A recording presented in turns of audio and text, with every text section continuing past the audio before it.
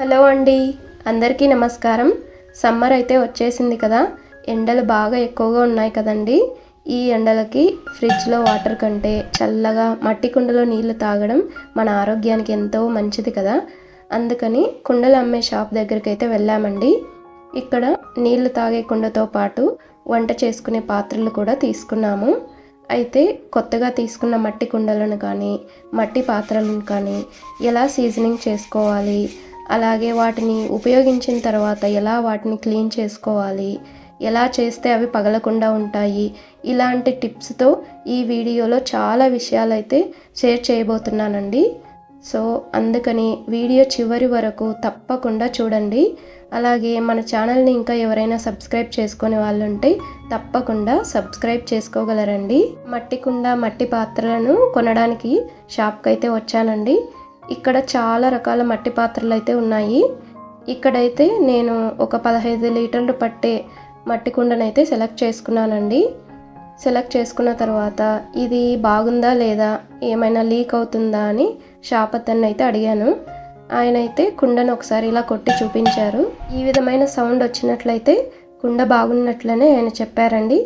అలాగే ఇందులో వాటర్ అంతా నింపేసి చూపించారు.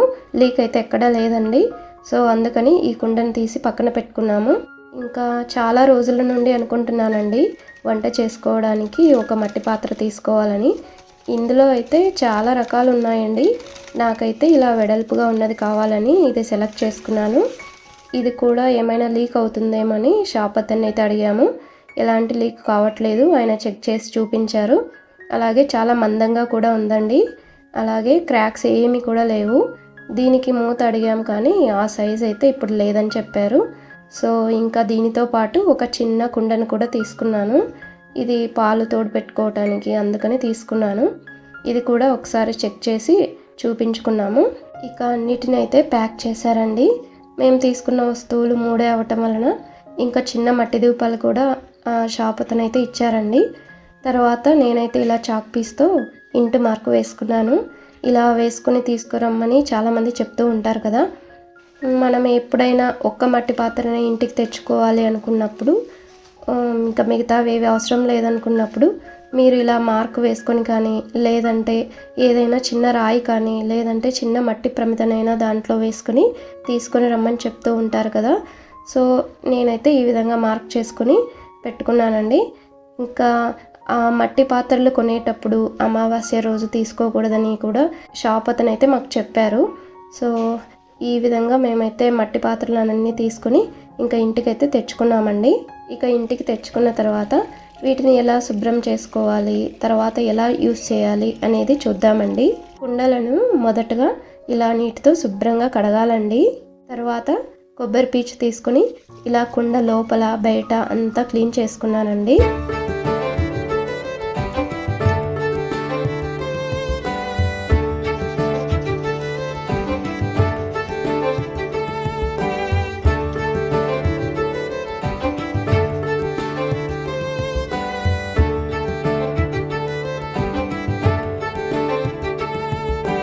ఇలా కొబ్బరి పీచుతో మొత్తం అంతా క్లీన్ చేసిన తర్వాత నీటితో ఒకసారి శుభ్రంగా కడగాలండి.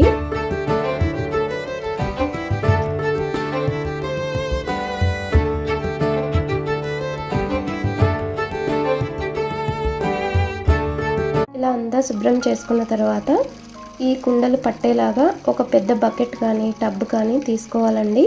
తర్వాత ఇందులో ఈ మట్టి కుండను ఉంచి ఇవి పూర్తిగా మునిగేదాకా నీళ్లు పట్టుకోవాలండి. నీళ్లను నింపిన తర్వాత వీటిని ఒక రోజంతా అలాగే ఉంచాలండి. మీరు 2 రోజులైనా ఉంచుకోవచ్చు. అలాంటప్పుడు ఒక రోజు తర్వాత నీళ్ళన్నింటినీ తీసివేసి మళ్ళీ ఫ్రెష్ వాటర్ నింపి పక్కన పెట్టుకోవాలండి. ఇలా అన్ని కుండలని కూడా ఈ విధంగా క్లీన్ చేసుకొని వాటిని వాటర్లో అయితే పెట్టానండి. ఈ విధంగా నీళ్ళలో పెట్టడం వలన మనం వాటర్ తాగేటప్పుడు ఎటువంటి మట్టి వాసన రాకుండా ఉంటుందండి. అలాగే మనం కుక్ చేసుకున్న ఫుడ్ కూడా మట్టి వాసన రాకుండా ఉంటుంది.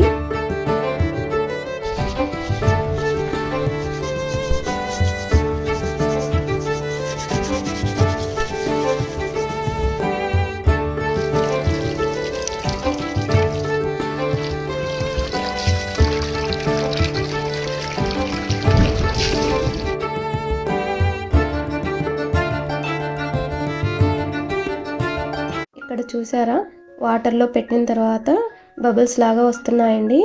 ఈ విధంగా బబుల్స్ వస్తే కనుక వాటిపైన ఏ కోటింగ్ లేకుండా ఉంటుందని అర్థం అండి. సో మీరు సెలెక్ట్ చేసుకునేటప్పుడు వాటర్ పోస్తే ఇలా బబుల్స్ వస్తున్నాయా లేదా చూసుకోండి. మేమైతే ఇక్కడ ట్యాప్ లేని కుండనైతే తీసుకున్నానండి. మార్కెట్లో మనకు ట్యాప్స్ ఉన్న కుండలు కూడా దొరుకుతున్నాయి. కావాలంటే మనము ట్యాప్ కూడా ఫిక్స్ చేయించుకోవచ్చండి. ఇక వీటిని నేనైతే ఒక రోజంతా అలానే ఉంచి తర్వాత వీటిని పక్కకు తీసి ఆ నీళ్లు వేస్ట్ కాకుండా చెట్లకైతే పోసానండి. తర్వాత వీటిని మళ్ళీ ఒకసారి శుభ్రంగా కడిగానండి. తాగే నీటితో కూడా ఒకసారి బాగా కడిగి తర్వాత అయితే నీళ్లు నింపానండి. ఇక్కడ స్టాండ్ అయితే యూస్ చేయలేదండి, ప్రస్తుతానికి తీసుకోలేదు. ఇక ఇది కూడా లీక్ ఏమి అవ్వట్లేదు. ఇంకా నీళ్ళు అయితే చాలా చల్లగా ఉన్నాయండి. మీరు కావాలంటే స్టాండ్ అయినా పెట్టుకోవచ్చు, లేదంటే ఏదైనా ఒక చిన్న టబ్లో కానీ అలా ఇసుక పోసి అందులో అయినా కుండను పెట్టుకోవచ్చండి. ఇంకా నీరు చల్లగా కావాలనుకుంటే ఒక కాటన్ క్లాత్ని నీటిలో తడిపి కుండ చుట్టూ వేసుకోవాలండి. అప్పుడు నీళ్ళు ఇంకా చల్లగా అవుతాయి. ఇక మట్టి పాత్రలో వంట చేసుకునేటప్పుడు పగిలిపోకుండా, అలాగే ఎటువంటి మట్టి వాసన రాకుండా ఎక్కువ కాలం ఎలా మన్నిక వచ్చేలాగా చూసుకోవాలి అనేది చూద్దామండి. ఇక వంట చేయడానికి తీసుకున్న పాత్రను కూడా ఒక రోజంతా నీళ్ళలో ఉంచిన తర్వాత దానిని బయటకు తీసి మళ్ళీ నీటితో బాగా శుభ్రం చేశానండి. తర్వాత దానిని పూర్తిగా ఆరనివ్వాలండి.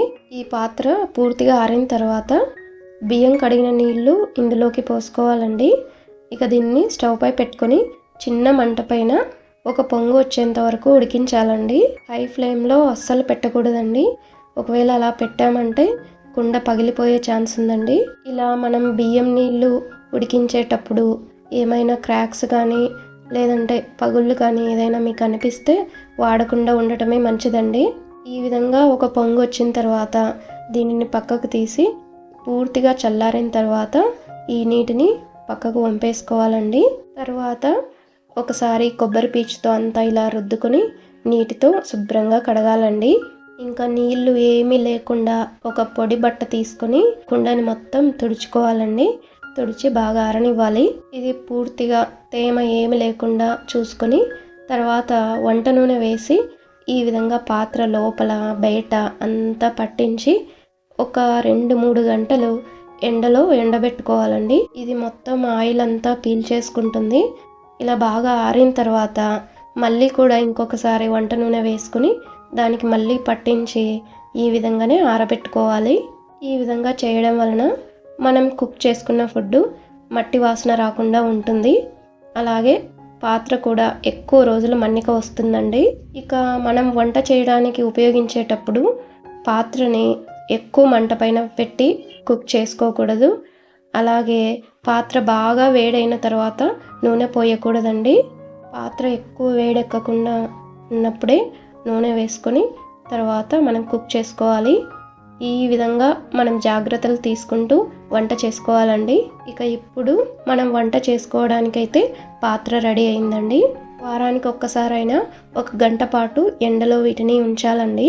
దాని వలన ఎటువంటి ఫంగస్ లేకుండా ఉంటుంది. ఇక నీళ్లు తాగే కుండను కానీ వంట చేసుకున్న కుండను కానీ మనము యూస్ చేసిన తర్వాత వాటిని సోపు ఏది యూస్ చేయకుండా వంట సోడా లేకపోతే ఉప్పు ఇంకా నిమ్మ చెక్కులతో క్లీన్ చేసుకోవాలండి. చూసారు కదా, ఇదండి మట్టి కుండ లేదా మట్టి పాత్రలని ఎలా క్లీన్ చేసుకోవాలి, ఎలా వాడాలి అని.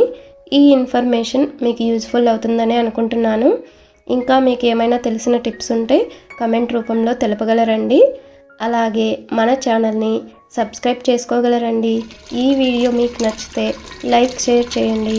అలాగే కమెంట్ చేయగలరండి. Thanks for watching.